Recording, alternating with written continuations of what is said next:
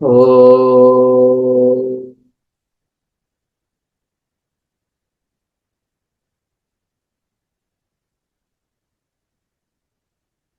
భద్రం నో అపివాతయమనః.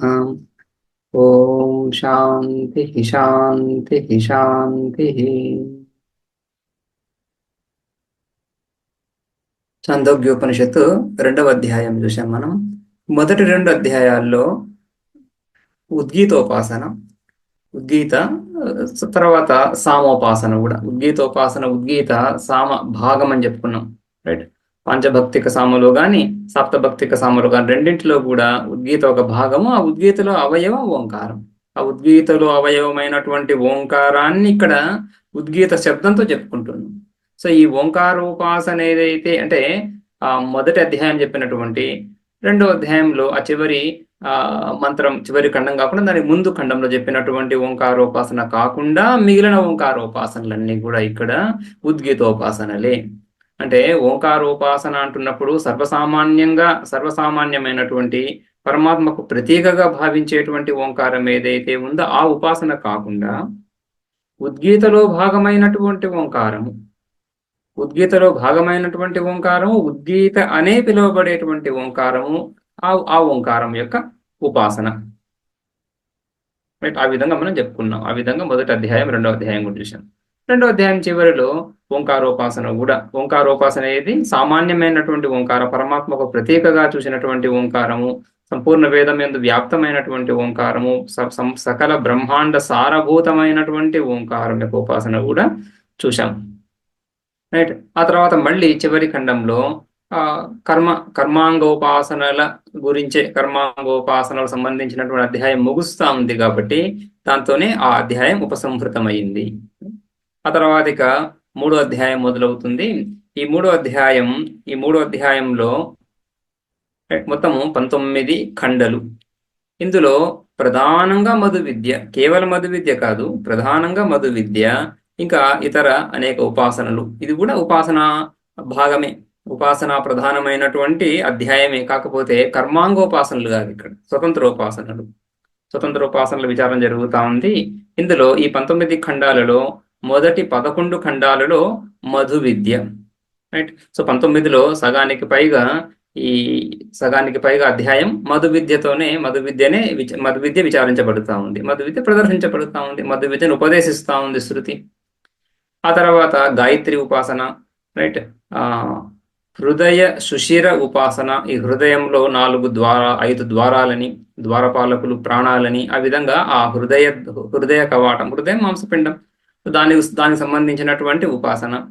అదేవిధంగా శాండిల్య విద్య, అదేవిధంగా విరాడ్ ఉపాసన, ఆత్మయజ్ఞోపాసన, రైట్. అదేవిధంగా చతుష్పాద్ బ్రహ్మ, ఆదిత్య బ్రహ్మ అని ఈ విధంగా ఇవన్నీ ఉపాసనలు ఇక్కడ చర్చించబడుతున్నాయి ఆయా ఖండాలలో. ప్రధానంగా మధు విద్య విస్తృతంగా, అంటే 11 ఖండాల్లో వ్యాపించి ఉంది కదా, అందుకని ప్రధానమైనటువంటిదిగా ఇక్కడ చెప్పుకుంటున్నాం. ఈ మధు విద్యలో కూడా మధు అంటే తేనె. ఆ తేనెను ఇక్కడ, తేనె అంటే ఇక్కడ తేనె శబ్దానికి అర్థం కర్మఫలం అని. ఈ ఆదిత్యుణ్ణి మధువుగా వ్యాఖ్యానిస్తూ, మధువుగా భావిస్తూ, ఆదిత్యుని మధువుగా భావించడం అంటే ఆదిత్యుడు కర్మఫలము, సర్వకర్మ సాక్షి అని చెప్పుకుంటాం ఆదిత్యుణ్ణి, రైట్. సర్వకర్మలకు ఆయన సాక్షి. ఆ సర్వకర్మ సాక్షి, సర్వకర్మ ఫల ప్రదాత కూడా, కర్మఫల ప్రదాత. ఆయన సన్నిధిలోనే కర్మలు జరుగుతున్నాయి, ఆయన సన్నిధిలోనే కర్మ ఫలాలు లభిస్తున్నాయి. ఎవరు ఎక్కడ, ఏ దేశంలో, ఏ కాలంలో ఏ ఫలాన్ని పొందినా, ఏ నిమిత్తాల ద్వారా పొందినా ఆ వెలుగు, ఆ ఆదిత్యుడి యొక్క సన్నిధిలో, ఆదిత్యుడు అంటున్నప్పుడు ఆదిత్య అభిమాని దేవత, ఆ దేవత సన్నిధిలోనే, ఆ దేవత యొక్క సన్నిధిలోనే, సన్నిధి మాత్రేణ ఆదిత్యుడు, మనం చూసేటువంటి ఆదిత్యుడు మనకు కర్మలకు సహకరించడానికి సన్నిధి మాత్రేణ కాకుండా, సన్నిధి రూపేణ కాకుండా ఇంకొక రూపంగా ఆయన ఉపయోగపడటం లేదు కదా. ఆయన అక్కడ ఉంటున్నాడు, వెలుగుతా ఉంది, రైట్. ప్రకాశకత్వం ఏదైతే చెప్పుకుంటున్నామో ఆదిత్యుడిలో ఉండేటువంటి, ఓకే. సో ఈ విధంగా ఆదిత్యుడు మధువు అని, రైట్. మధు అంటే కర్మఫలం అని, రైట్. సో మనం ఈ ఆదిత్యుని అయితే దర్శిస్తున్నామో ఆ ఆదిత్యుడు కర్మఫల ధాతగా, అంటే కర్మలన్నీ ఆయన సన్నిధిలో జరుగుతున్నాయి, సన్నిధి మాత్రేణ. అదేవిధంగా కర్మ ఫలాలు కూడా ఆయన సన్నిధిలోనే లభిస్తున్నాయి, అక్కడ కూడా సన్నిధి మాత్రేణ కారకుడు.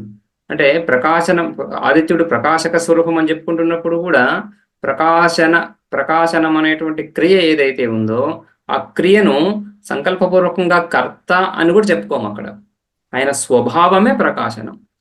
ఆదిత్యుడి స్వభావమే ప్రకాశనం కాబట్టి సన్నిధి మాత్రేణ ఆయన ప్రకాశకుడు. ఆయన సన్నిధిలో ఉంటూనే తమస్సు తొలగిపోతూ వెలుగు కలుగుతా ఉంది. ఆ వెలుగులో సకల కర్మలు జరుగుతున్నాయి, సకల కర్మ ఫలాలు కూడా. ఆ విధంగా ఆయన కర్మఫల సాక్షి, కర్మఫల దాత. అంతేకాకుండా ఈ ఆదిత్య మండలాన్ని ఏదైతే ఆదిత్య మండలస్థ పురుషుని గురించి వ్యాఖ్యానాలు కూడా మనం ఉపనిషత్తులో చూస్తాం. బృహదారణ్యక మిత్యాదుల్లో ఆదిత్య మండలస్థ పురుషుడు, ఆదిత్య మండలంలో ఒకానొక హిరణ్మయ పురుషుడు, ఆ ఆకృతిని భావించి ఉపాసన. ఎవరా పురుషుడు? ఆదిత్య మండలంలో ఉన్నటువంటి పురుషుడు ఎవరు? హిరణ్య గర్భుడే. కాబట్టి ఆ విధంగా ఆదిత్యుడు అంటున్నప్పుడు హిరణ్య గర్భుడే. ఆదిత్యుడు అంటున్నప్పుడు ఆదిత్యునిలో మనము హిరణ్య గర్భుడిని చూస్తున్నాం. ఆ హిరణ్య గర్భుడు సృష్టికర్త. ఇప్పుడు ఆదిత్యుడిలో హిరణ్య గర్భుడిని చూస్తున్నప్పుడు ఆదిత్యుడు సృష్టికర్త. ఆ విధంగా హిరణ్య గర్భుడు సృష్టికర్త అయినప్పుడు ఆ సృష్టికర్త సన్నిధిలోనే సకల కర్మలు, సకల కర్మ ఫలాలు, సకల కర్మ ఫలదాత ఆయనే. రైట్. ఆ విధంగా ఇక ఆ హిరణ్య గర్భుడి శరీరం, ఈ ఆదిత్య మండలమే హిరణ్య గర్భుడి శరీరంగా చెప్పుకుంటాం ఉపాసన విధంగా. వాస్తవానికి హిరణ్య గర్భుడి స్వరూపము సమష్టి స్థూల సూక్ష్మ శరీరాలు, సమష్టి సూక్ష్మ శరీరాభిమానిగా చెప్పుకుంటాము. సూక్ష్మము స్థూలంలోనే ఉంటుంది. కాబట్టి హిరణ్య గర్భుడు అని చెప్తున్నప్పుడు విరాట్ను అధిగమించి మాట్లాడుతున్నాం, విరాట్ను కూడా అతిక్రమించి విరాట్ను మించి మాట్లాడుతున్నాం. కాబట్టి విరాట్ కూడా అందులో అంతర్భావమే. సంపూర్ణ స్థూల సూక్ష్మ ప్రపంచమని. ఈ సంపూర్ణ స్థూల సూక్ష్మ ప్రపంచం ఏదైతే ఉందో దీన్నంతటిని వ్యాకృతం, ఈ జగత్తు వ్యాకృతమైనటువంటి జగత్తు, అభివ్యక్తమైనటువంటి జగత్తు అని. ఈ అభివ్యక్తమైనటువంటి జగత్తుకి ఆధారంగా అనభివ్యక్త జగత్, అనభివ్యక్త రూపము, అనభివ్యక్త ఆకాశము, అవ్యాకృత ఆకాశమని, అవ్యాకృత ఆకాశమని. అవ్యాకృత ఆకాశము ఈ వ్యాకృత సంపూర్ణ బ్రహ్మాండానికి ఆధారం. ఆ అవ్యాకృత ఆకాశానికి ఆధారంగా శుద్ధ చైతన్యం. ఆ విధంగా నిర్గుణము, శుద్ధ చైతన్యము నిర్గుణము, నిర్గుణము నిరాకారము. రైట్. సో అదే విధంగా అవ్యాకృతంలో వ్యాకృతాన్ని ధరించడము, వ్యాకృతం యొక్క అభివ్యక్తి కలగడము, అనభివ్యక్తి కలగడము, ఆ కార్యకారణ భావము. రైట్. అక్కడ కొంత మనకు కనిపిస్తుంది, సగుణంగా చెప్పుకోవాల్సి ఉంటుంది. ఆ తర్వాత హిరణ్య గర్భుడు ఆకృతి కలుగుతా ఉంది, సూక్ష్మాన్ని కూడా ఆకృతి. సుఖం దుఃఖం ఇవన్నీ కూడా ఆయా బుద్ధివృత్తుల రూపంలో అభివ్యక్తం అవుతాయి కదా. ఆ విధంగా సూక్ష్మాన్ని కూడా ఒక ఆకృతి. సో నిర్గుణ నిరాకారము, తర్వాత అదే సగుణ నిరాకారము, సగుణ సాకారము అని ఆ విధంగా మనం ఈ అంచెలుగా చూస్తాం.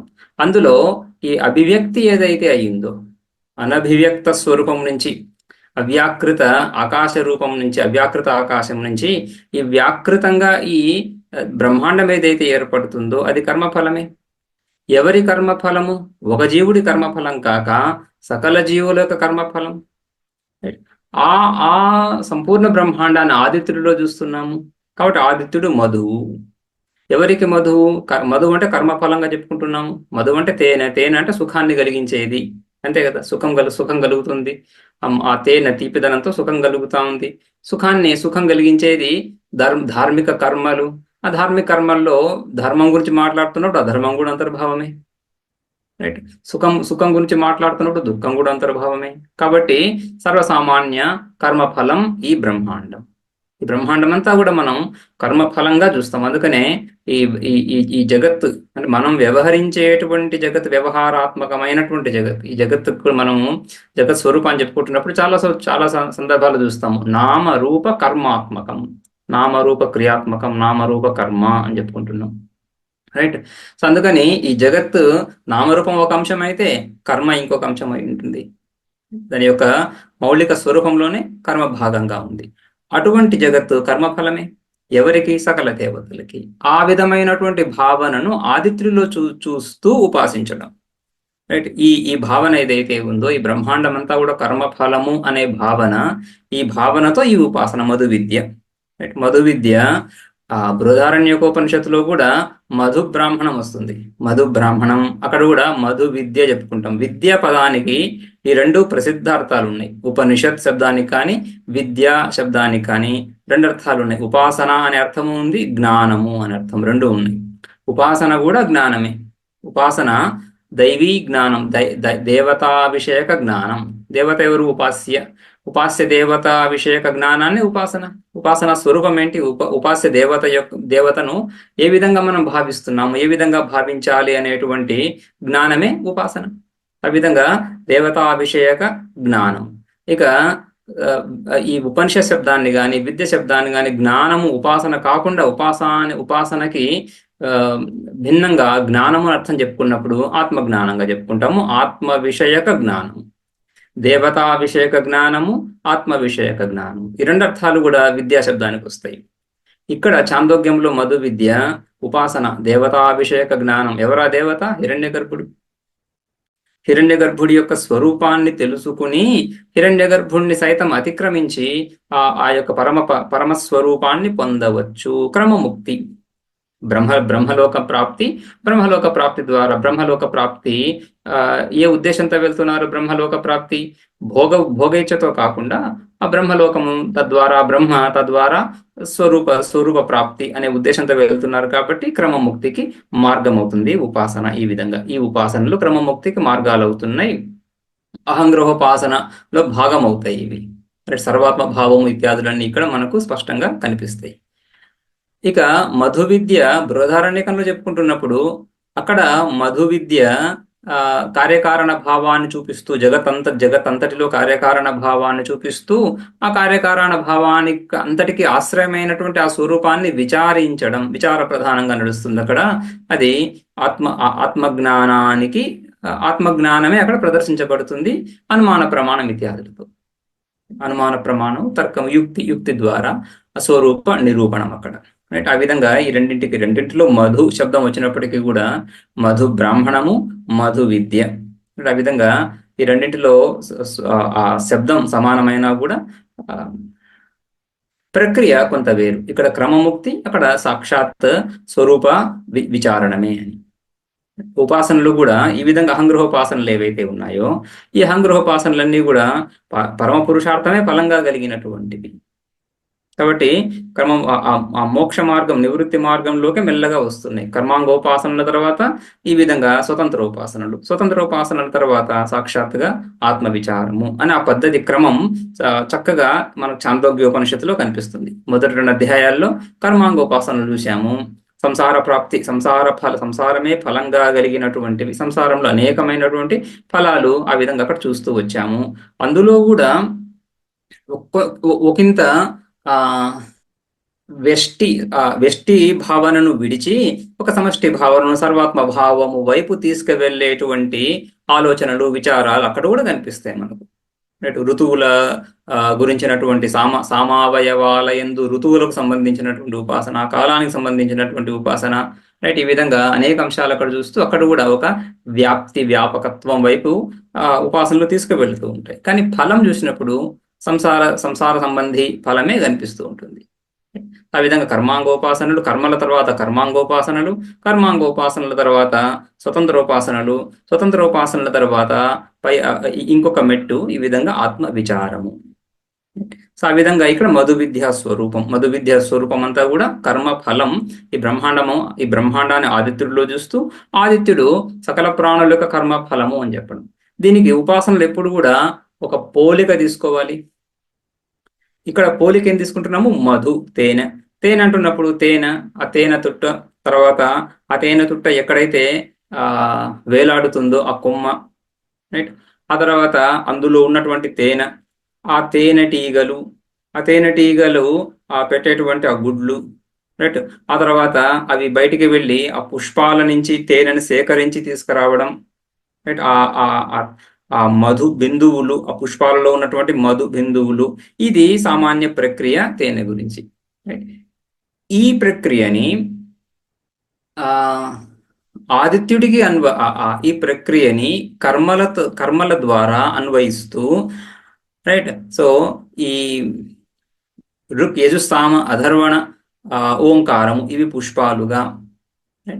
సో ఆ ఋగ్యజు సామ అధర్వణ వేదాలు ఏవైతే ఉన్నాయో ఆ వేదం అంటే వేదోక్త కర్మ అని అర్థం. కర్మలు పుష్పాలుగా, ఆ కర్మలకు సహకరించేటువంటి లేదా కర్మలతో పాటుగా ఉండేటువంటి మంత్రాలు ఏవైతే ఉన్నాయో, రైట్, మంత్రైనైవ అర్థో స్మర్తవ్య. సో మంత్రాల చేతనే ఆయా ప్రయోగ దశలో మంత్రాల చేతనే ఆయా విషయాలను స్మరించాలంటే ఆయా విషయాన్ని ఆచరించాలి, అనుష్ఠించాలి. కాబట్టి ఆ మంత్రాల ద్వారానే క్రియలు జరుగుతున్నాయి. కాబట్టి మంత్రాలే ఆ మధుమక తేనెటీగలుగా, రైట్. ఆ కర్మల ద్వారా కలిగేటువంటి కర్మ ఫలం మధువు. ఆ మధువు ఈ తేనెటీగలు తీసుకొచ్చి ఏం చేస్తున్నాయి? ఈ ఆదిత్యుడు అనేటువంటి తేనె తుట్ట ఎందు సమీకరిస్తున్నాయి. ఇది బ్రహ్మాండం అని ఆ విధంగా ఒక పోలికను తీసుకొస్తూ ఈ ఉపాసన అంతా నడుస్తూ ఉంది. సో అది ఈ మధు విద్య యొక్క స్వరూపం. విశేషాలు, లోపల ఉన్నటువంటి విశేషాలు మంత్రాల్లో, బ్రాహ్మణం ఈ ఖండాల్లో చూద్దాం. మొట్టమొదటిగా భాష్యకారులు ఇక్కడ పూర్వాధ్యాయానికి ఈ అధ్యాయానికి సంబంధం చూపిస్తున్నారు. సంబంధ భాష్యం. తృతీయాధ్యాయస్య ప్రథమః ఖండః మధు విద్య అసౌ వా ఆదిత్యో ఇత్యాద్యాధ్యాయారంభే సంబంధః. అసౌ వా ఆదిత్యః అని ఈ అధ్యాయం ఆరంభం అవుతోంది, 3వ అధ్యాయం. ఇది ఇత్యాది అధ్యాయారంభే, ఈ అధ్యాయ ఆరంభంలో ఇది సంబంధము. దీని సంబంధం ఎప్పుడు కూడా రెండిటితో ఉంటుంది, ఈ అధ్యాయానికి పూర్వాధ్యాయాలకి. అతీతానంతరాధ్యాయాంతే ఉక్తం యజ్ఞస్య మాత్రం వేద ఇది. అతీతానంతరాధ్యాయ, అతీతం గడిచిపోయినటువంటి, అనంతరం అవ్యవహిత పూర్వం, ఇమ్మీడియట్గా ఇప్పుడే ముగిసినటువంటి అధ్యాయం ఏదైతే ఉందో అది అతీతానంతర అధ్యాయం. దాని చివరిలో చెప్పబడింది యజ్ఞస్య మాత్రం వేద ఇది. యజ్ఞస్య మాత్రం, యజ్ఞం యొక్క స్వరూపము, యజ్ఞం యొక్క విషయాలు, యజ్ఞంలో ఉక్త, సామ, హోమ ఇత్యాదులన్నీ అక్కడ విచారిస్తూ వాటికి సంబంధించినటువంటి ఉపాసన చెప్పబడింది. రైట్. యజ్ఞస్య మాత్రం వేద ఇది. రైట్. సో యజ్ఞం యొక్క స్వరూపాన్ని అక్కడ విచారించడం జరిగింది. యజ్ఞ విషయాన్ని చ సామ, హోమ, మంత్రోత్థానాన్ని విశిష్ట ఫల ప్రాప్తయే యజ్ఞాంగభూతాన్ని ఉపదిష్టాన్ని. సో యజ్ఞ విషయాన్ని, యజ్ఞానికి సంబంధించినటువంటి అంశాలు, సామము, హోమము, మంత్ర, ఉత్థాన ఇత్యాదులన్నీ కూడా ఉత్థ ఇత్యాదులన్నీ కూడా అక్కడ విశిష్ట ఫల ప్రాప్తయే, ఆయా ఫలాలు, అది కూడా కర్మాంగాలు కదా ఇవన్నీ. ఆ కర్మాంగాలకు సంబంధించినటువంటి ఉపాసన, ఆయా విశిష్ట ఫలాలను ప్రసాదించేటువంటి ఆ ఉపాసనలు, యజ్ఞాంగ భాగాలు, యజ్ఞావయవాలు, యజ్ఞాంగభూతాన్ని ఉపదేశించబడ్డాయి, అక్కడ చెప్పబడ్డాయి. రైట్. ఆ విధంగా ఆ యజ్ఞం అనేది ఒక కర్మ ఎప్పుడు కూడా కర్మ ఫలాన్ని ఉద్దేశించి చేస్తారు. అదేవిధంగా సర్వయజ్ఞానాంచ కార్య నివృత్తి రూప సవిత మహత్యాశ్రియా దీప్యతే. సర్వయజ్ఞానాంచ కార్యనిర్వృత్తి రూప. అయితే ఇక్కడ అది ముందు అధ్యాయం చెప్పుకున్నాము. ముందు అధ్యాయం చివరిలో ఆ విధంగా కర్మాంగోపాసన, యజ్ఞాంగాలు, యజ్ఞస్వరూపం వర్ణించబడింది. ఇప్పుడు ఈ అధ్యాయంలో ఆ యజ్ఞాల యొక్క ఫలం, రైట్, సకల యజ్ఞాల యొక్క సర్వయజ్ఞానం, రైట్, అన్ని యజ్ఞాల యొక్క కార్యం ఏమవుతుంది? కర్మఫలం, స్వర్గప్రాప్తి ఇత్యాదులు. సర్వయజ్ఞానాంచ కార్య నివృత్తి రూప. ఆ కార్యము, ఫలం, యజ్ఞఫలం, కర్మఫలం ఏదైతే ఉందో ఆ కర్మఫల స్వరూపము ఎవరు? ఈ ఆదిత్యుడు అని. ఈ విధంగా ఈ సంబంధం ఇక్కడ యజ్ఞము, యజ్ఞాంగాలు చర్చ, ఆ తర్వాత యజ్ఞ ఫలం యొక్క విచారం ఇక్కడ. యజ్ఞ ఫల రూప, యజ్ఞం అంటే కర్మ యజ్ఞము అన్నప్పుడు యజ్ఞము, యాగము, వీటికి నిర్వచనంగా మీమాంసకులు ఏం చెప్తున్నారు? యాగాదిరేవ ధర్మ, యాగము ఇత్యాదులు ఏవైతే ఉన్నాయో ఇదే ధర్మము అని. యజ్ఞము, యాగము ఒకటే. సో యజ్ఞ శబ్దం యొక్క అర్థం ఏమవుతుంది? ధర్మము. యాగాదిరేవ ధర్మం అంటే యాగాదులు, ఆదిపదం చేత యాగ, దాన, తప ఇత్యాదు ఇవన్నీ కూడా విహిత కర్మలు. రైట్. ధర్మము అంటే విహిత కర్మ, వేదోక్త కర్మ. అధర్మము అంటున్నప్పుడు వేద నిషిద్ధ కర్మ, వేదం చేత విహితమైనటువంటి నిషిద్ధమైనటువంటి కర్మలు. ఆ కర్మల ద్వారానే సకల ఫలాలు. లోకంలో ఉండే అన్ని కర్మలు కూడా వేద విహిత, వేద నిషిద్ధ కర్మల్లోకే రావాలి. వేదము సంపూర్ణ బ్రహ్మాండము యొక్క స్వభావాన్ని, స్వరూపాన్ని, ఆయా కర్మ కర్మ సాధనల సంబంధాన్ని తెలుపుతున్నప్పుడు ప్రతి కర్మలు అందులో రావాలి. రైట్. కర్మల్లో ధార్మికమైనటువంటివి, అధార్మికమైనటువంటి రెండు రకాలుగా. అధార్మిక కర్మలు ఏవైతే ఉన్నాయో వాటిని నిషేధ వాక్యాల ద్వారా మా హింస సర్వభూత అని అంటున్నప్పుడు ఈ హింసను కలిగించేటువంటి సకల కర్మలు అందులో అంతర్భావం అయిపోయాయి. ఆ విధంగా అన్నిటినీ స్పృశిస్తా ఉంది వేదం. ఆ విధంగా ఆ కర్మలు ఏవైతే చెప్పబడుతుందో ఆ కర్మ ఫలాలు, కర్మ ఫల స్వరూపంగా ఈ ఆదిత్యుడు, ఈ ప్రపంచము, ఈ బ్రహ్మాండము ప్రకాశిస్తా ఉంది అని. ఆ విధంగా సంపూర్ణ బ్రహ్మాండంలో సంపూర్ణ బ్రహ్మాండం కర్మఫలమే. అందులో స్ఫుటంగా ప్రకాశ స్వరూపంగా దేదీప్యమానంగా వెలిగిపోతున్నటువంటి అంశము ఆదిత్యుడు. భగవద్గీతలో కూడా 10వ అధ్యాయంలో పరమాత్మ నేనే ఈ విధంగా ఈ రూపాలలో ఉన్నాను అనేక అంశాలను ప్రతిపాదిస్తున్నప్పుడు ఏ అంశాలు, ఎటువంటి అంశాలను ప్రతిపాదిస్తారు? ఈ ప్రతి జాతిలోను, ప్రతి అంశంలోనూ దేదీప్యమానంగా ప్రకాశిస్తున్నటువంటి ఒకానొక అంశాన్ని ఉటంకించి ఇది నేను చెప్తున్నారు. అంటే అదొక్కటే నేనని కాదు కదా, ఆ ఒక్క అంశమే నేను అని కాదు కదా, అన్ని ఆ సంపూర్ణ బ్రహ్మాండము ఆయన స్వరూపమైనప్పటికీ కూడా ఆ విధమైనటువంటి ఒకానొక ఉత్కృష్ట తత్వం యందు పరమాత్మను భావించడం. ఆ విధంగా ఇక్కడ ఆదిత్యుని తీసుకుంటున్నాం. ఆదిత్యుడే బ్రహ్మాండం, బ్రహ్మాండాన్ని ఆదిత్యుడిలో చూస్తున్నామని. అందుకని హిరణ్య గర్భుడి యొక్క శరీరంగా కూడా చెప్పుకుంటాం ఆదిత్యుడిని. హిరణ్య గర్భుడి శరీరం సంపూర్ణ బ్రహ్మాండం మనకు తెలుసు, చాలా చోట్ల చూస్తూ వస్తాం. అందుకని ఆదిత్యుడు అనేది ఇక్కడ సంపూర్ణ బ్రహ్మాండానికి ప్రతీకగా దేదీప్యమానంగా వెలిగిపోతున్నాడు, స్పష్టంగా అందరికీ తెలుస్తున్నాడు. కాబట్టి ఆ విధంగా చూస్తున్నాం ఇక్కడ. రైట్. అందుకని సర్వయజ్ఞానాం చ కార్యనిర్వృత్తి రూప. సర్వయజ్ఞానాం కార్యనిర్వృత్తి. సర్వయజ్ఞానం అంటే అన్ని యజ్ఞాలు అంటున్నప్పుడు అందరూ చేసేటువంటి అన్ని కర్మలు, సకల ప్రాణులు చేసేటువంటి సకల కర్మలు అని కదా. విహిత కర్మలు, నిషిద్ధ కర్మలు రెండు కూడా వస్తాయి. ప్రతిషిద్ధ కర్మలు, విహిత కర్మలు, అన్ని కర్మలు వస్తాయి. వాటి యొక్క కానీ ఉపాసన చెప్పుకుంటున్నప్పుడు, విచారం చేసుకుంటున్నప్పుడు పుణ్యకర్మలను మాత్రమే ప్రకటిస్తాం. శృతి పుణ్యకర్మలను వాటి యొక్క ఫలాన్ని మాత్రమే చెప్తుంది. రైట్. అంత మాత్రాన మిగిలిన కర్మలు లేవని కాదు కదా. కృష్ణ కర్మల గురించే విచారం చేస్తాం, భావన చింతన వాటి గురించే ఉంటుంది. సర్వయజ్ఞానం అంటే సర్వకర్మల యొక్క కర్మఫల రూపమైనటువంటి ఈ సవిత మహత్యాశ్రయ దీప్యతే. మహత్యాశ్రయ గొప్పదైనటువంటి శ్రేయస్సుతో ఈయన ప్రకాశిస్తున్నాడు. అందరి సకల ప్రాణుల యొక్క భూత భవిష్యత్ వర్తమాన కాలాల్లో పూర్వకల్పంలో చేసినటువంటి సకల ప్రాణుల యొక్క కర్మఫలంగా పూర్వకల్పాలలో, పూర్వకల్పం ఒకటే తీసుకోవాల్సిన అవసరం లేదు.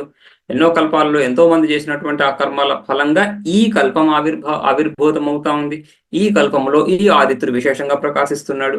ఆ విధంగా మహత్యాశ్రయ దీప్యతే.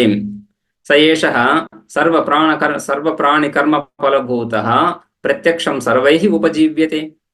సయేష అటువంటి ఈ ఆదిత్యుడు ఆ సకల ప్రాణుల యొక్క, ఇక్కడ చూడండి మళ్ళీ సర్వయజ్ఞానాంచ కార్యనిర్వృత్తి అని చెప్పిన తర్వాత సర్వ ప్రాణి కర్మ ఫలభూత, సకల ప్రాణుల యొక్క కర్మఫల రూపమైనటువంటి ఈ ఆదిత్యుడు సర్వై ఉపజీవ్యతే. రైట్. సర్వై ప్రత్యక్షం. రైట్. ప్రత్యక్షంగా ఆయన తెలుస్తున్నాడు. ఉపజీవ్యతే ఆయనను ఆశ్రయించి సకల ప్రాణుల యొక్క జీవనానికి ఆయన ఆశ్రయం అవుతున్నాడని స్పష్టంగా తెలుస్తూనే ఉంది. ఆదిత్యుడి ద్వారానే, ఆదిత్యుడు ఆ సూర్యోదయం ద్వారానే సకల ప్రాణులు సూర్యోదయంతో పాటుగా ఈ పక్షులు ఇత్యాదులతో పాటుగా సకల ప్రాణులు మేల్కొని వ్యవహారం చేస్తున్నాయి. ఇక ఆదిత్యుడి యొక్క కాంతియే చంద్రకాంతి. రాత్రి సంచరించేటువంటి ప్రాణులు కూడా ఆ చంద్రుడి యొక్క ప్రకాశం ఏది, ఆదిత్యుడి యొక్క ప్రకాశమే చంద్రుడి ద్వారా లభిస్తూ మళ్ళీ అక్కడ కూడా రాత్రిపూట కూడా వ్యవహరించేటువంటి ప్రాణులు వ్యవహరిస్తూ ఉన్నాయి. అందుకని సర్వై అందరూ కూడా ఆయననే ఆశ్రయిస్తున్నారు. అతో యజ్ఞవ్యపదేశానంతరం తత్కార్యభూత సవిత్ర విషయం ఉపాసనం సర్వపురుషార్థేభ్య శ్రేష్టతమ ఫలం విధాస్యామీతి ఏవం ఆరభతే శృతి. ఆ విధంగా ఇది సంబంధం ఈ రెండింటికి, ఈ ముందధ్యాయానికి ఈ అధ్యాయానికి. ముందధ్యాయంలో ఏదైతే యజ్ఞ వ్యపదేశం, యజ్ఞ స్వరూపాన్ని వ్యాఖ్యానించిందో శృతి, ఆ యజ్ఞ స్వరూప వ్యాఖ్యానానంతరం యజ్ఞం యొక్క కార్యం ఏమవుతుంది? యజ్ఞఫలం కర్మఫలం. ఆ కర్మఫలాన్ని వ్యాఖ్యానించాలనేటువంటి ఉద్దేశంతో రైట్. ఆ యజ్ఞ ఫలం ఎవరు? సవిత్ర, సవిత్రి, సవిత్రి, ఈ సవిత, రైట్. సవిత్రి సవిత, ఈ ఆదిత్యుడే ఈ కర్మ ఫలం. తత్కార్యభూత సవిత్రి విషయం ఉపాసనం. అటువంటి ఆదిత్యుడి యొక్క ఉపాసన. ఆదిత్యుడు కర్మఫలం, సకల సర్వప్రాణి కర్మఫలభూత సవిత. అటువంటి కర్మఫల స్వరూ కర్మోపాసన, కర్మాంగోపాసన తర్వాత కర్మఫల ఉపాసన సమీచీనంగా ఉంది. క్రమం చక్కగా అన్వయాన్ని కలిగి ఉంది, సంబంధం కలిగి ఉంది. అందుకని ఈ ఉపాసన ఎటువంటి ఉపాసన ఇది? సర్వపురుషార్థేభ్య శ్రేష్టతమ ఫలం. సకల పురుషార్థాలలోకెల్లా కూడా అన్ని పురుషార్థాలలోకెల్లా శ్రేష్టమైనటువంటిది. పురుషేణ అర్థ్యతే ప్రార్థ్యతే ఇది పురుషార్థ. పురుషార్థం అంటే పురుషుడి చేత కోరబడుతున్నటువంటిది. ప్రార్థ్యతే, అర్థ్యతే. పురుషుడు అర్థిస్తున్నాడు. వ్యక్తి, పురుషుడు అంటే వ్యక్తి. ఆ జీవుడు దేన్నైతే కోరుకుంటున్నాడో, ఏం కోరుకుంటాడు? నేను ఈ కర్మ చేస్తున్నాను, దీని ఫలం నాకు కలుగుగాక అని కోరుకుంటున్నాడు. అటువంటి కర్మఫలాల్లోకెల్లా శ్రేష్టమైనటువంటిది స్వరూప ప్రాప్తి. కర్మఫలం అనేది చెప్పుకుంటున్నామో అది ప్రధానంగా 2 రకాలుగా ఉంటుంది. చూసాం మనం, దుఃఖ నివృత్తి, సుఖప్రాప్తి. ఇప్పుడు ఉంటున్నటువంటి ధుఃఖాలు తొలగాలని కర్మలు చేస్తారు, ఇప్పుడు లేనటువంటి సుఖం కలగాలని కూడా కర్మలు చేస్తారు. సో సుఖప్రాప్తి, దుఃఖ నివృత్తి అని ఈ విధంగా ధర్మార్థ కామ మోక్షాలన్నీ కూడా ఈ విధంగా సుఖప్రాప్తి, దుఃఖ నివృత్తి రూపంగానే ఉంటున్నాయి. వాటిలోకెల్లా శ్రేష్టమైనటువంటిది పరమ పురుషార్థం మోక్షం అని. శ్రేష్టతమం ఫలం విధాస్యామి. ఇక్కడ బ్రహ్మలోక ప్రాప్తి, తద్వారా స్వరూప ప్రాప్తి అని. విధాస్యామి ఇది ఏవం శృతి ఆరభతే. ఈ విధంగా శృతి ఈ భాగాన్ని, ఈ 3వ అధ్యాయాన్ని ఆరంభిస్తా ఉంది.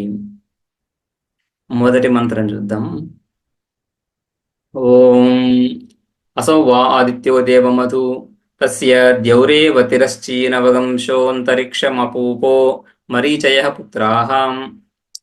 ఇందులో ఓం అసౌ వా ఆదిత్య, ఈ ఆదిత్యుడు ఎవరైతే కనిపిస్తున్నాడో మనకు, ఈ ఆదిత్యుడే. ఉపాస్య స్వరూపం చక్కగా తెలిసినదై ఉండాలి కదా. ప్రసిద్ధమైనటువంటి స్వరూపాన్నే ఉపాస్యంగా స్వీకరించాలి. లేకపోతే ఉపాసకుడు ఏ విధంగా భావిస్తాడు? ఇప్పుడు హిరణ్య గర్భుణ్ణి, సంపూర్ణ బ్రహ్మాండాన్ని ఉపాస్యంగా తీసుకుంటే ఎలా భావిస్తాం? ఆ హిరణ్య గర్భ స్వరూపము సమష్టి, సంపూర్ణ స్వరూపం, సమష్టి స్థూల సూక్ష్మ శరీరము. అది మనస్సుకు అందేటువంటిది కాదు, మనస్సు అందులో ఒక భాగమై ఉంది. అటువంటి స్వరూపాన్ని ఊహించడం, చింతన చేయడం కుదరదు కదా. కాబట్టి ఉపాస్యం ఎప్పుడు కూడా చింతనకి అనుకూలమైనటువంటిదిగా ఉండాలి, ప్రసిద్ధమైనటువంటిది కూడా అయి ఉండాలి. సో ఇక్కడ ప్రసిద్ధమైనటువంటి ఈ ఆదిత్యుడు అని, అందుకని ఒక ప్రతీక, ఆదిత్యుడు ప్రతీక, రైట్. సో అసౌ వా ఆదిత్యో దేవమధు, ఈ ఆదిత్యుడే దేవమధు. దేవమధు అంటున్నప్పుడు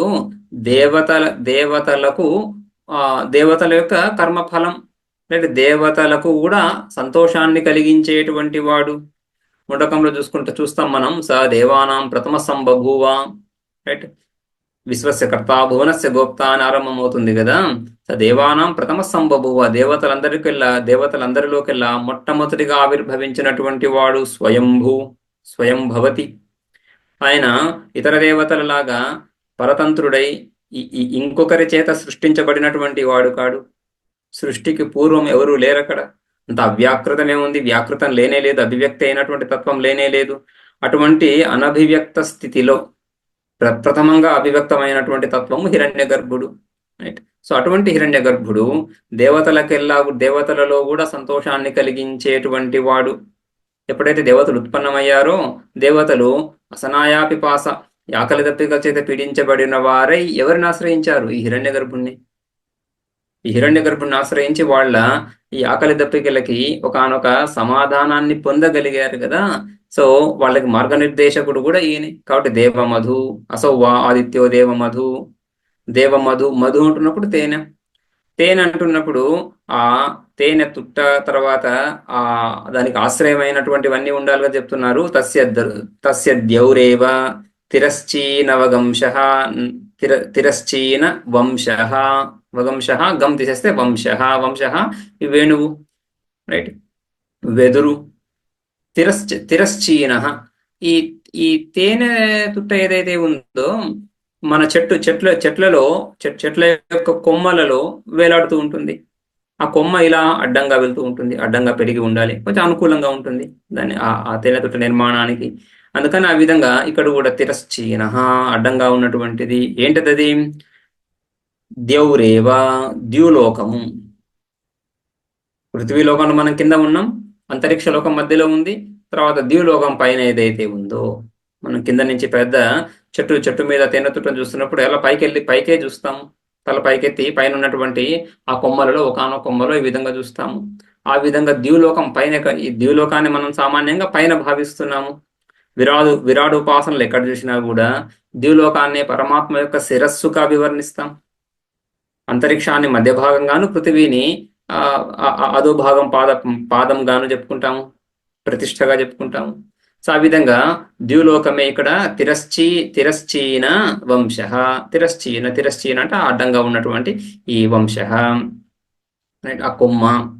అంతరిక్షం అపూపము అంటే మామూలుగా మన ఈ గారెలు ఇత్యాదులు ఏవైతే ఉన్నాయో వాటిని అపూపం అని చెప్పుకుంటున్నాము, రైట్. ఒకనొక తీపి పదార్థం, రైట్. సో అక్కడ ఆ ఆకృతిలోనే ఈ తేనెతుట్ట కూడా ఉంటుంది కాబట్టి అపూపం అంటే ఈ తేనెతుట్ట. ఆ ద్యులోకం పైన ఉంది, ఆ ద్యులోకము కింద ఏముంది? అంతరిక్షము, అంతరిక్షం కింద పృథివీ. సో ద్యులోకానికి వేలాడుతున్నట్లుగా ఈ ఆకాశం, ద్యులోకం అనేటువంటి ఆ కొమ్మకి వేలాడుతున్నట్లుగా ఈ ఆకాశం, మహాకాశం. కర్మఫలం, ఎవరి కర్మఫలం? ఒకరిద్దరిది కాదు, సకల ప్రాణులు, సంపూర్ణ బ్రహ్మాండంలో ఉన్నటువంటి సకల ప్రాణులు, సంపూర్ణ బ్రహ్మాండంలో ఈనాడు మనం ఏ రోజైతే ఉంటున్నామో ఈనాడు ఉన్నటువంటి ప్రాణులు మాత్రమే కాదు, మనకంటే ముందు మన తర్వాత వచ్చేటువంటి సకల ప్రాణులు, ఈ కల్పమంతా కూడా, పూర్వకల్పమంతా కూడా, అంతగా ముందు కల్పాల్లో ఉన్నటువంటి అనేక ప్రాణులు చేసినటువంటి కర్మ ఫలం, అటువంటి కర్మఫలాన్ని దాచేటువంటి రైట్. సో అటువంటి కర్మఫలాన్ని, అంత విస్తృతమైనటువంటి కర్మఫలాన్ని దాయడానికి అంతరిక్షం కాకుండా ఇంకొక పాత్ర, ఇంకొక వస్తువు ఎలా కుదురుతుంది? కాబట్టి ఆ ద్యులోకమే కొమ్మ, అలా అడ్డంగా పెరిగినటువంటి దృఢమైనటువంటి ఆ కొమ్మ, దానికి వేలాడుతున్నటువంటి ఈ ఆకాశం, ఈ ఆకాశమే ఆ తేనెతుట్ట. తస్య ద్యౌరేవ తిరశ్చీన వంశ అంతరిక్షమపూపో మరీచయ పుత్రాః. ఇక ఆదిత్యుడి యొక్క కిరణాలు, సూర్యకిరణాలు ఏవైతే ఉన్నాయో ఇవే మరీచయ పుత్రాః ఆ తేనెటీగల యొక్క పిల్లలు. తేనెటీగల యొక్క పిల్లల గుడ్లన్నీ కూడా ఆ తేనెతుట్టలోనే ఉండాలి, రైట్. సో అవన్నీ కూడా అక్కడే ఉంటున్నాయి. అవి ఏ విధంగా ఉంటున్నాయి? సూర్యకిరణాలుగా. సూర్యుడిని ఆదిత్యుని మధువుగా చెప్పుకుంటున్నాం. ఆయన కిరణాలంతా ఆకాశం అంతా వ్యాపించి ఉన్నాయి. ఆకాశం అంతా కూడా ఆయన వెలుగు నిండి ఉంది ఆకాశంలో. సో ఈ ఆకాశం అయితే తేనెతుట్టగా చెప్పుకుంటున్నామో అందులో ఈ సూర్యకిరణాలే ఈ మరీచయ పుత్రాః, ఈ తేనెటీగల యొక్క పిల్లలు. ఆ పిల్లల గురించే ఈ మధువు తేనెటీగలు సేకరిస్తున్నాయి. కాబట్టి ఇక్కడ మరీచయ పుత్ర. ఆ తర్వాత మరీచయ అంటున్నప్పుడు సూర్యకిరణాలు అని చెప్పుకున్నా, మరీచులకి సూర్యకిరణాల అర్థం ఉన్న భాషను చూస్తాము. సూర్యకిరణాలు కాకుండా సూర్యకిరణాల చేత పొందబడుతున్నటువంటి జల బిందువులు, జలరాశి, జలములు, ఆ మాయిశ్చర్ ఏదైతే సూర్యకిరణాలు, సూర్యుడి కూడా కపి అని పేరు, కం పిబతి ఇది కపి, కం అంటే ఉదకం, నీళ్లను తాగుతున్నాడు అనేసి. ఏ విధంగా? కిరణాల చేత. ఆ విధంగా ఆ కిరణాల ద్వారా గ్రహించబడుతున్నటువంటి నీటిలో తేమ, ఆ గాలిలో తేమ, ఆకాశంలో ఉన్నటువంటి తేమ ఏదైతే ఉందో అది మరీచయ పుత్రాః. అదంతా ఆకాశం అంతా కూడా వ్యాపించి ఉంది అని. అది మొదటి మంత్రం. భాష్యంలో అసౌ వా ఆదిత్యో దేవమధు ఇత్యాది. ఆరభతే శృతి అసౌ వా ఆదిత్యో దేవమధు ఇత్యాది పై వాక్యంతో అన్వయం. దేవానాం మోదనాత్ మధు ఇవ మధు అసౌ ఆదిత్యః. దేవ మధు అంటున్నప్పుడు దేవతల యొక్క మధు, తేనె అంటే తేనెగానే తీసుకోరాదు, మధు ఇవ మధు, మధువు వంటి వాడు. మధువు ఎందుకని చెప్తున్నారు ఇక్కడ? మోదనాత్ మధు, మోదనాత్ మధు, ఆనందాన్ని కలిగిస్తుంది కాబట్టి మధువు అని. ఎవరికి ఆనందాన్ని కలిగిస్తున్నాడు ఆదిత్యుడు? దేవానాం, దేవతలందరికీ కూడా వెలుగును ప్రసాదిస్తూ సకల ప్రాణులకు. సకల ప్రాణులకు సకల దివ ద్యోత అనే ధాతువు చేత దేవ అంటున్నప్పుడు ఇంద్రియాలు, మనస్సు, ఇంద్రియాలు, ఆయా దేవతలు అందరూ కూడా అన్ని అన్ని అర్థాలు వస్తాయి అందులో. కాబట్టి వీళ్ళందరికీ కూడా ఆనందాన్ని కలిగిస్తూ దేవానాం మోదనాత్ మధు ఇవ మధు, దేవానాం మోదన దేవమధు. అయితే మధు అంటున్నప్పుడు మధువు వంటి వాడుగా తీసుకోవాలి, మధువే అని ఫిజికల్ గా లిటరల్ గా తీసుకోకుండా మధువు వంటి వాడు. వస్వాదీనాం చ మోదన హేతుత్వం వక్షతి సర్వయజ్ఞ ఫలరూపత్వాద్ ఆదిత్యస్య. వస్వాదీనాం, ఈ దేవానాం మధు అని ఉంది కదా, ఈ దేవతల మధు ఎక్కడి నుంచి అయ్యాడు ఈయన అంటున్నప్పుడు, దేవతలకి మోదనం ఈయన ద్వారా ఎలా కలుగుతుంది అంటున్నప్పుడు వస్వాదీనాంచ, వస్వాది దేవతలకు,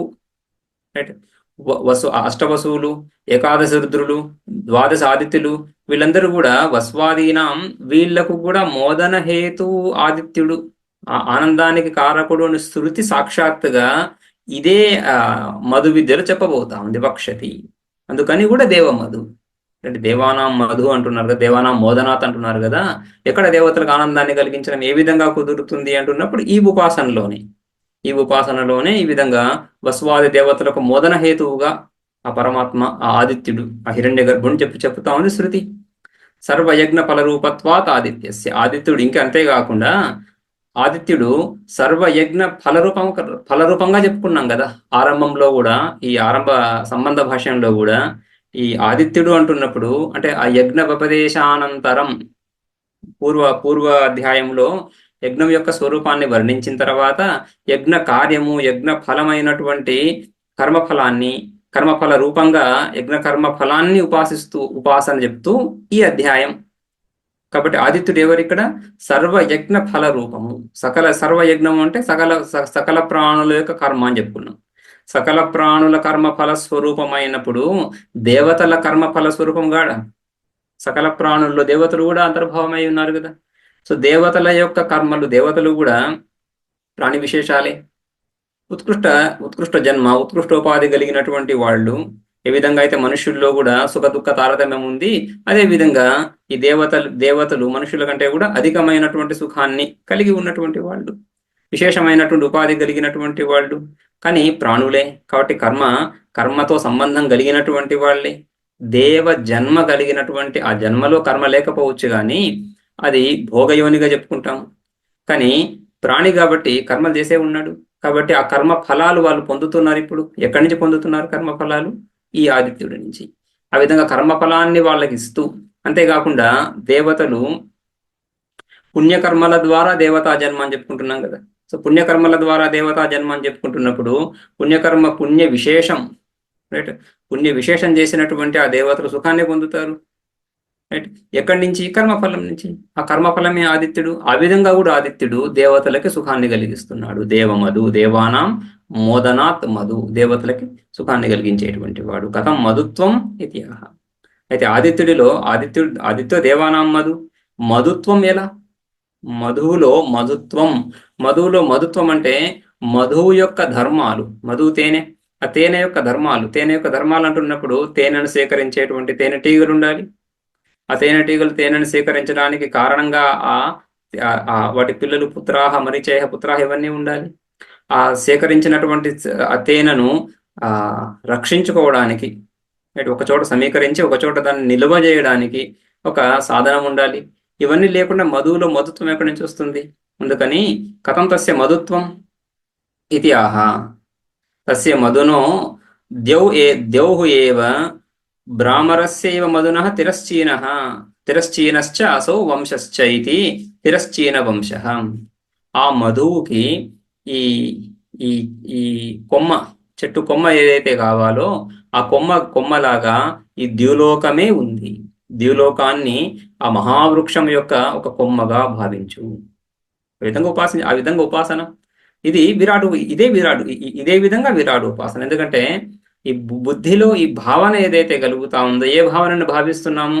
సంపూర్ణ బ్రహ్మాండాన్ని మనం చింతన చేయటం లేదు ఇక్కడ. ద్యులోకం అంటే ఈ బ్రహ్మాండం యొక్క ఊర్ధ్వ కపాలం అని చెప్పుకుంటాం.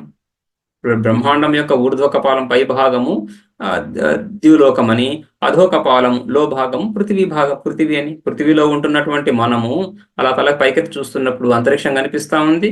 అంతరిక్షము అంచుల్లో ఉన్నట్లుగా మనకు అలా కనిపిస్తుంది ఆదిత్యుడు. సో ఆదిత్యుడి పైన కూడా ఏదో ఉండాలని భావన, అదే ద్యులోకంగా చెప్పుకుంటున్నాం. ఊర్ధ్వకపాలం ఆ విధంగా కనిపిస్తుంది బ్రహ్మాండం. ఎలా కనిపిస్తుందో అలానే ఉపాసన చేస్తున్నాం కదా, అలాగే ఉపాసన చేస్తాము. సో ఆ విధంగా ఆ ఊర్ధ్వ భాగం ఏదైతే ఉందో, సో ఆ ఊర్ధ్వ భాగమే కొమ్మ. ఆ కొమ్మ మధునో ద్యౌహు ఏవ భ్రామరస్య ఇవ మధునః తిరశ్చీనశ్చ అసౌ వంశశ్చ ఇతి. తిరశ్చీన వంశ, తిరశ్చీనశ్చ అసౌ వంశ. వంశ ఆ వెదురు.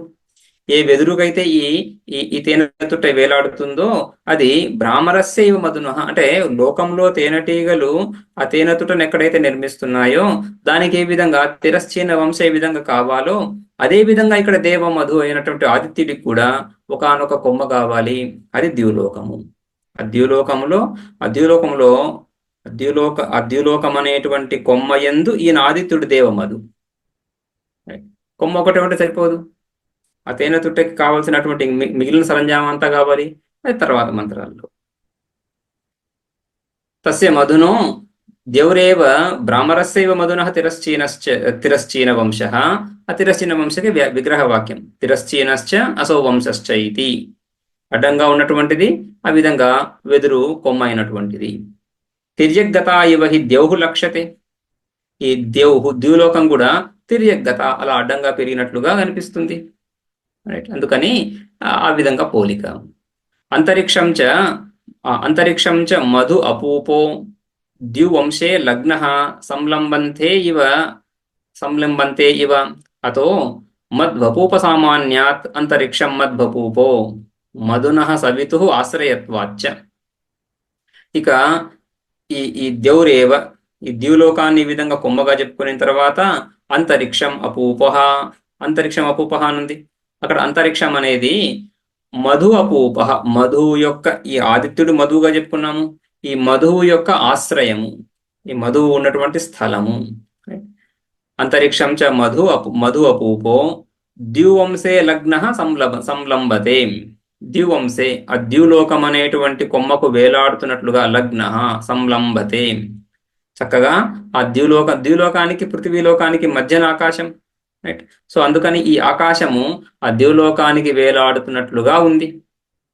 రైట్, ఆ విధంగా భావించడానికి సులభంగా ఉంది, ఆ విధంగానే తెలుస్తా ఉంది. సో ద్యువంశే లగ్న సంలంబతే ఇవ. అందుకని మద్వపూప సామాన్యాత్. లోకంలో ఈ విధంగా అయితే తేనెతుట్ట కొమ్మకు వేలాడుతూ ఉంటుందో అదే విధంగా అంతరిక్షం అనేటువంటి మద్వపూప. రైట్, సో అంతరిక్షం కూడా మధ్వపూపం, ఈ మధువు యొక్క తేనెతుట్టగా, ఈ తేనె యొక్క తేనెతుట్టగా తెలుస్తా ఉంది. ఎవరి తేనె ఇక్కడ? మధునః సవితుః. ఈ సవిత ఆదిత్యుడే కర్మఫలంగా చెప్పుకుంటున్నాం. సో ఆదిత్యుడు అనేటువంటి తేనెకు ఆశ్రయంగా కూడా ఉంది ఆకాశంలోనే కదా ఆదిత్యుడు కనిపిస్తున్నాడు.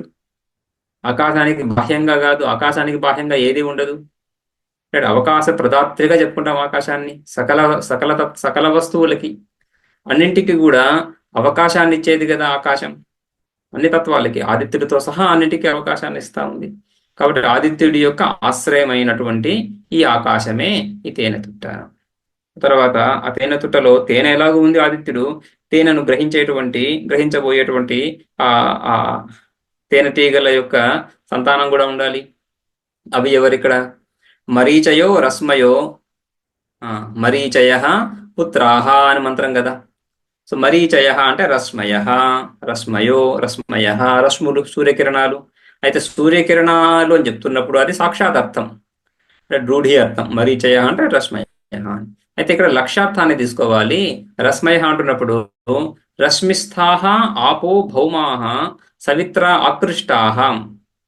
రశ్మయ అంటే రశ్మిస్థాః, రశ్ములలో కిరణాల్లో ఉన్నటువంటి ఆపహ జలాలు. రైట్, ఆ జల బిందువులు ఏ విధంగా, ఏ జలాలు? భౌమాః, భూమికి సంబంధించినటువంటి, భూమిలో ఉన్నటువంటి సూర్యకిరణాలు వాటి యొక్క వేడి చేత ఆ పృథివీలో ఉన్నటువంటి నదీ నద సముద్రాలు ఏవైతే ఉన్నాయో వాటి నుంచి జలాలను గ్రహిస్తూ ఆవిరి రూపంగా పైకి తీసుకువెళ్తున్నాయి. ఆ ఆవిరి ఎక్కడుంటా ఉంది? ఆ ఆవిరి ఆకాశంలోనే పైకి వెళ్తా ఉంది, మేఘ రూపంగా ఏర్పడుతా ఉంది. అయితే ఆ ఆ ఆ విధంగా వాటిని వేడి చేయడం, వాటిని ఆవిరికి గురి చేయడానికి కారణం ఈ సూర్యకిరణాలు. కాబట్టి సూర్యకిరణాలు అంటున్నప్పుడు, రశ్మయ అంటున్నప్పుడు ఆ రశ్ములలో ఉన్నటువంటి, రశ్ములు అంటే వేడి, రైట్? సో ఆ వేడిలోనే ఉన్నటువంటి ఈ జల బిందువులు ఆపో భౌమాహ సవిత్ర ఆకృష్టాహ. ఆ సవితాదేవత ఆదిత్యుడి ద్వారా ఆకర్షించబడినటువంటివి, లాగబడినటువంటి ఆ ఆపహ అవి మరీచయ అనేసి. అంటే ఆ జల బిందువులంతా కూడా, సూక్ష్మంగా ఉన్నటువంటి జల బిందువులన్నీ కూడా ఆకృష్టాహ ఏతావా ఆపస్వ. ఇందులో కూడా మళ్ళీ ఈ మరీచేయ శబ్దం చేత ఆప అర్థాన్ని ఎలా తీసుకుంటారు, జలము అనే అర్థాన్ని ఎలా తీసుకుంటారు అనే దానికి ఒక ప్రామాణిక వాక్యం. ఏతావా ఆపస్వరాజోయన్మరీచయ ఇది విజ్ఞాయంతే. ఈ విధంగా ఏతావా ఆపహ, ఈ జలాలు ఏవైతే ఉన్నాయో ఇవి స్వరాజో యన్మరీచయ, ఇవన్నీ కూడా ఆ సూర్యుని యొక్క స్వరాట్, స్వయం రాజతే స్వరాట్, ఆ సూర్యుడి యొక్క కిరణాలే అని ఇది విజ్ఞాయంతే. ఆ విధంగా శృతి తెలియజేస్తా ఉంది, రైట్? ఇది విజ్ఞాయంతే. ఆ విధంగానే అందుకని ఆ వాక్య ఆ శృతి ప్రయోగాలు ఏవైతే ఉన్నాయో ఆ ప్రయోగాలను బట్టి కిరణాలంటే జలాలను తీసుకోవాల్సి ఉంటుంది, కిరణాల చేత గ్రహించబడినటువంటి జలాలుగా తీసుకోవాల్సి ఉంటుంది. తా అంతరిక్ష మద్వపూపస్థ రశ్మ్యంతర్గతత్వాత్ భ్రమరబీజభూతాః పుత్రా ఇవ హితాః లక్ష్యంతే ఇది పుత్రాహం. సో ఈ విధంగా ఈ విధంగా అంతరిక్ష మధ్వపూపస్థ, ఈ అంతరిక్షం అనేది మధ్వపూపంగా చెప్పుకున్నాము. ఈ అంతరిక్షం అనే మధ్వపూపంగా దాంట్లో ఉన్నటువంటి రశ్ములు, ఆ రశ్ములలో ఉన్నటువంటి ఆపహ, ఈ ఆపహ ఇవన్నీ కూడా రశ్మ్యంతర్గతత్వాత్ భ్రమర బీజభూతాః పుత్రాః. భ్రమర బీజ, ఈ భ్రమరాలకు కారణాలు అంటే రాబోయేటువంటి తేనెటీగలు ఏవైతే ఉన్నాయో వాటికి హేతువులు. ఆ తేనెటీగల గుడ్లు ఏవైతే ఉన్నాయో అవి వాటిని పుత్రాహ అని, భ్రమర బీజభూతాః పుత్రాహ ఇవ హితాః లక్ష్యంతే. పుత్రాహ ఇవ హితాః లక్ష్యంతే ఇది పుత్రాహ.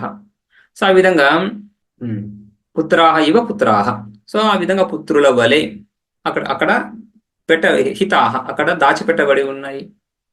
తేనెటీగలు అంత శ్రమతో ఆ తేనెతుట్టను నిర్మించి అందులో ఆ గుడ్లను పెడుతూ ఉన్నాయి. ఆ విధంగా ఇవి కూడా అక్కడ పెట్టబడి ఉన్నాయి. ఆకాశంలోనే ఈ జల బిందువులన్నీ కూడా కిరణాల చేత పెట్టబడి ఉంటున్నాయి. కాబట్టి పుత్రాహ ఇది పుత్రాహ ఇవ పుత్రాహ, పుత్రాహ ఇవ హితాహ లక్ష్యంతే ఇది అని, తర్వాత పుత్రాహ ఇవ పుత్రాహ, పుత్రుల వంటి పుత్రులుగా భావించాలి.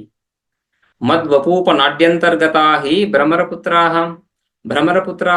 ఈ భ్రమర సంతానం ఏదైతే ఉందో ఆ గుడ్లన్నీ కూడా ఆ మధ్వపూపము, ఆ తేనెతుట్టలో ఉన్నటువంటి అంతర్గత నాడ్యాంతర్గత, అందులో ఉన్నటువంటి నాడులు, అందులో ఉన్నటువంటి ఆ అటువంటి స్వరగులు, ఆ సందులు, ఆ భాగాలు ఏవైతే ఉన్నాయో, ఆ ప్రదేశాలు ఏవైతే ఉన్నాయో, నిలువుగాను అడ్డంగాను ఉన్నటువంటి ప్రదేశాలు ఏవైతే ఉన్నాయో అందులోనే ఆ గుడ్లన్నీ కూడా పెట్టబడి ఉంటున్నాయి. అదే విధంగా ఇవి కూడా, ఈ జల బిందువులు కూడా అదే విధంగా ఉంటున్నాయి కదా, అందుకని ఆ పోలిక ఆ విధంగా భావించవచ్చు. ఆ విధంగా ఉపాసన చేయడానికి సౌలభ్యం ఏర్పడుతా ఉంది. ఇక మధువు, ఆ తేనెతుట్ట కావలసినటువంటి ఆ కొమ్మ, అందులో ఉన్నటువంటి ఈ తేనెటీగల యొక్క పిల్లలు, ఇవంతా కూడా తేనెతుట్టకు సంబంధించినటువంటి విషయం అయింది. ఈ తేనె ఏదైతే ఆదిత్యుడు ఏదైతే ఉన్నాడో, ఆదిత్యుని తేనెగా ఏదైతే చెప్పామో, ఈ తేనెతుట్టలో స్వాభావికంగా ఏం రాదు, ఈ తేనెటీగలు వెళ్ళి సేకరించాలి. కాబట్టి ఇప్పుడు ఆ తేనెటీగలు ఆ సేకరించడానికి ఆధారాలైన పుష్పాలు, ఆ తర్వాత సేకరించేటువంటి తేనెటీగలు, ఆ పుష్పాలలో ఉండేటువంటి మకరందం, ఇవి కావాలి కదా. వీటి కల్పన తర్వాత మంత్రాల్లో. తస్య ఏ ప్రాంచోరస్మయస్తాయే వాస్య ప్రాచ్యో మధునాడ్యః రుచయేవ మధుకృత ఋగ్వేద ఏవ పుష్పం తా అమృత ఆపస్తా ఏవ ఏతా రుచః.